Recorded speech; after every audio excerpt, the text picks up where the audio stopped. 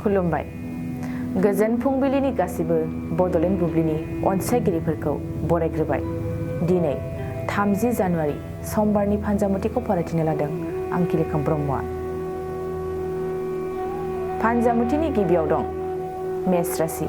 न'खरनि धोन सम्पति जोबगोन, न'खराव रांखावरिनि आंखाल नुजाथिगोन, जेंना जेंसिजों थानांगोन। बृष राशि। मोजां सान जानाय नङा, गोसोआव माखौबा लानानै गिनाय फैगोन, गिनाय मेवनायजों खामानियाव आवगायनाय नङा। मिथुन राशि।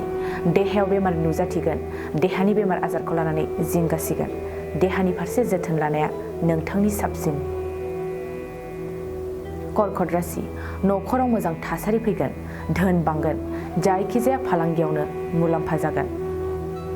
सिंह राशि। न'खराव गोथार हाबाफारि जागोन, सान्थिजों अनलायनाय आरो खौसेथिया बांसिन जागोन। कन्या राशि।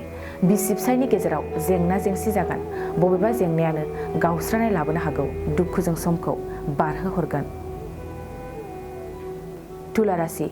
थांखि जाफुंसारियाव गोसो गाज्रि जागोन, गोसोनि बायदिसिना साननायजों देहाया लोरबां जागोन। वृश्चिक राशि।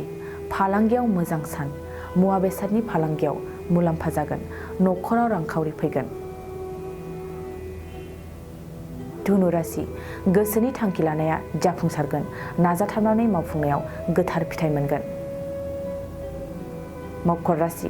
गोसोआ मानोबा असान्थि जागोन, बायदिसिना साननायजों हारसिं मोनगोन, दुखुजों समखौ बारहोहरनांगोन। कुम्भ राशि। न'खरनि थांखि लानायाव हेंथा होगोन, गावनि खोथाखौल' देरसिन सानना लागोन। मीन राशि। नोंथांनि थाखाय दिनैनि समा मोजाङैनो थांगोन, जायखिजाया खामानि मावनो लानायानो जाफुंसारगोन। दिनै सानसेनि राशि फरायथिनायाबो एसेनोसै। आसा खालामो नोंथांनि दिनैनि साना मोजाङै मोजां थांगोन, बेखौ बड'लेण्ड बुब्लि न'खरनिफ्राय मिजिंथिबाय। गोजोन्थों।